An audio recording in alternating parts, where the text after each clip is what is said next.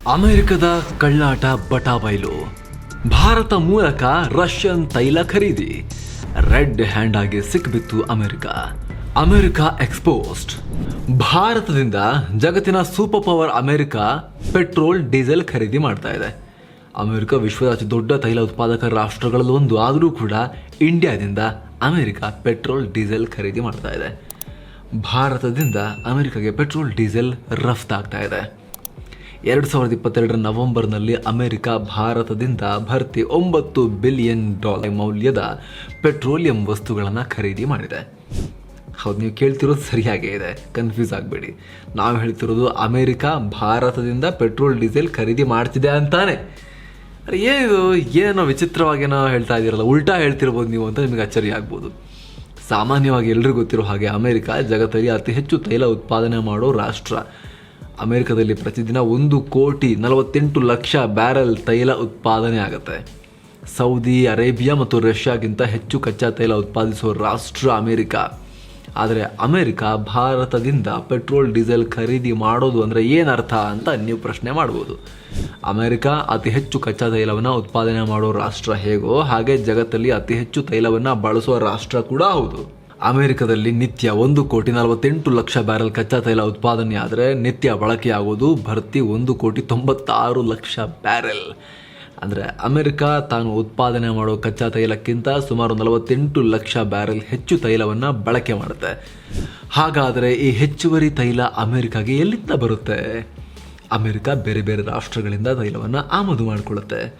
ಒಂದಿಷ್ಟು ರಾಷ್ಟ್ರಗಳಿಗೆ ರಫ್ತು ಕೂಡ ಮಾಡುತ್ತೆ, ಒಂದಿಷ್ಟು ರಾಷ್ಟ್ರಗಳಿಂದ ಆಮದು ಕೂಡ ಮಾಡಿಕೊಳ್ಳುತ್ತೆ. ವಿಚಿತ್ರ ಅಂದರೆ ಅಮೆರಿಕ ಭಾರತದಿಂದ ಪೆಟ್ರೋಲ್ ಡೀಸೆಲ್ ಆಮದು ಮಾಡಿಕೊಳ್ಳುತ್ತೆ. ಇದೇನು ಹೊಸ ವಿಚಾರ ಅಲ್ಲ, ಹಿಂದಿನಿಂದಲೂ ಅಮೆರಿಕ ಭಾರತದಿಂದ ಪೆಟ್ರೋಲ್ ಡೀಸೆಲನ್ನು ಖರೀದಿ ಮಾಡ್ತಾನೇ ಬಂದಿದೆ. ಆದರೆ ಈಗ ಅಮೆರಿಕ ರೆಡ್ ಹ್ಯಾಂಡ್ ಆಗಿ ಸಿಕ್ಕಿಬಿದ್ದಿದೆ. ಅಮೆರಿಕದ ನೌಟಂಕಿ ಆಟ ಬಯಲಾಗಿದೆ. ಅಮೆರಿಕ ಜಗತ್ತಿಗೆ ಉಪದೇಶ ಮಾಡೋದೊಂದು, ತಾನು ಮಾಡೋದು ಮತ್ತೊಂದು ಅನ್ನೋದು ಸಾಕ್ಷ್ಯ ಸಮೇತ ಹೊರಬಿದ್ದಿದೆ.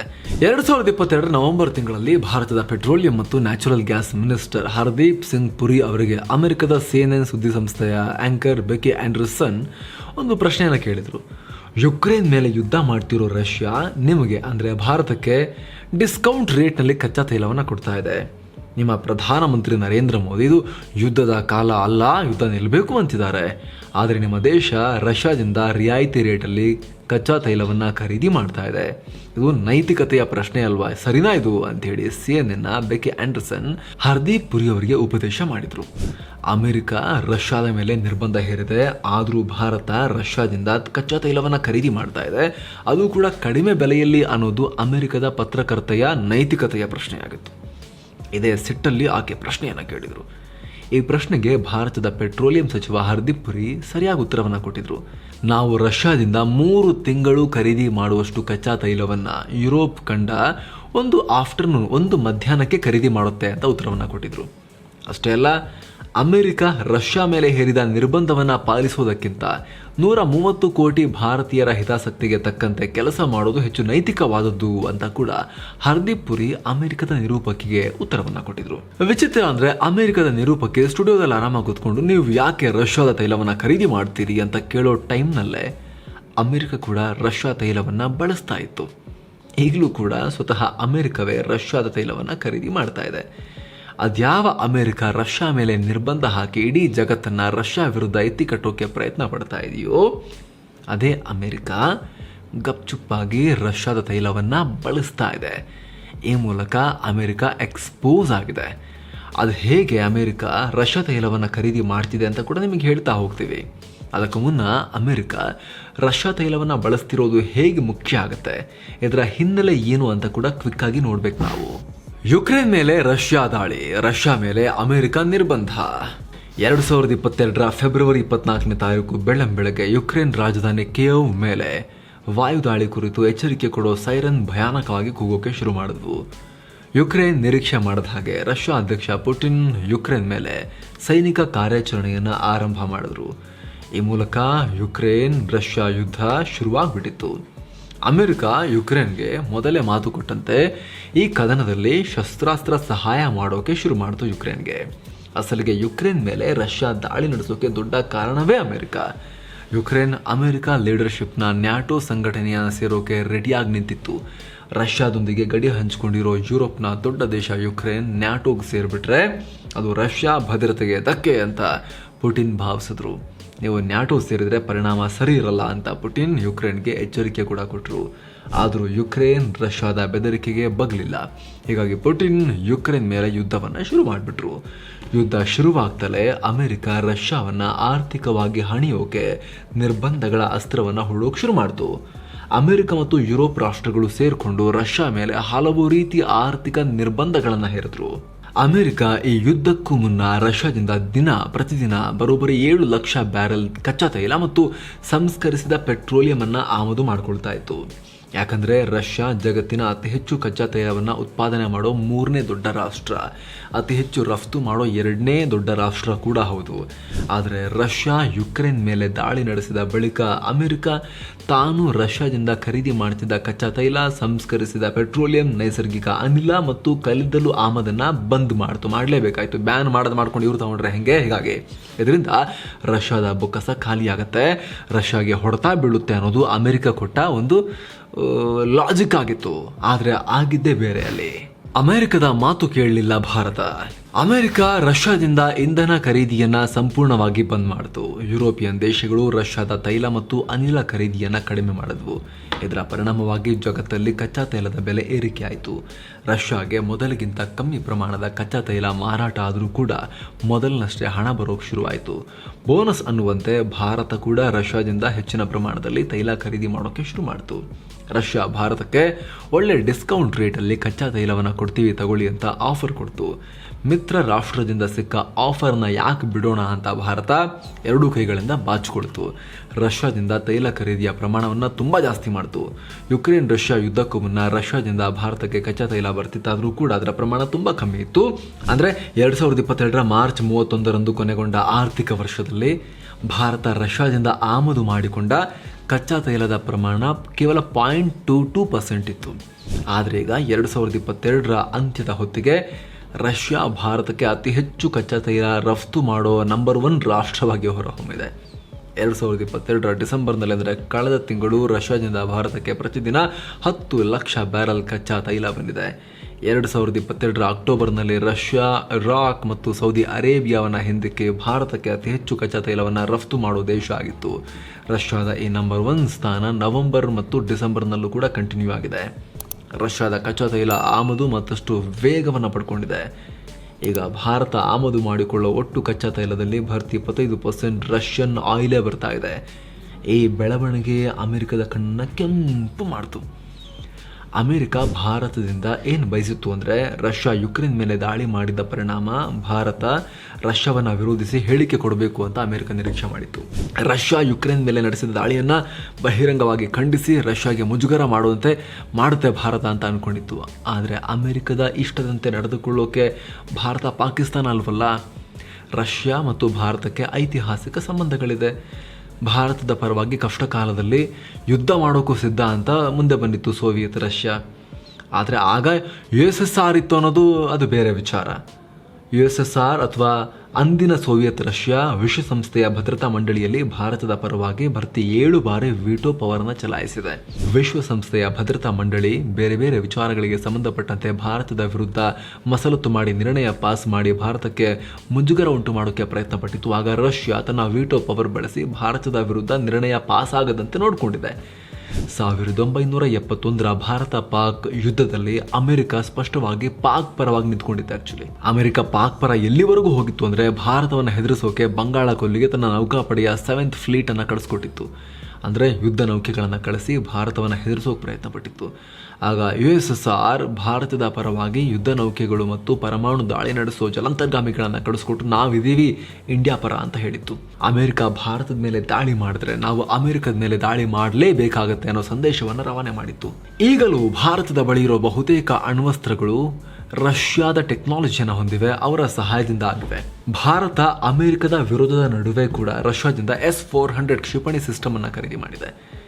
ರಷ್ಯಾ ಭಾರತಕ್ಕೆ ಅತಿ ಹೆಚ್ಚು ಶಸ್ತ್ರಾಸ್ತ್ರ ರಫ್ತು ಮಾಡ್ತಿರೋ ರಾಷ್ಟ್ರ.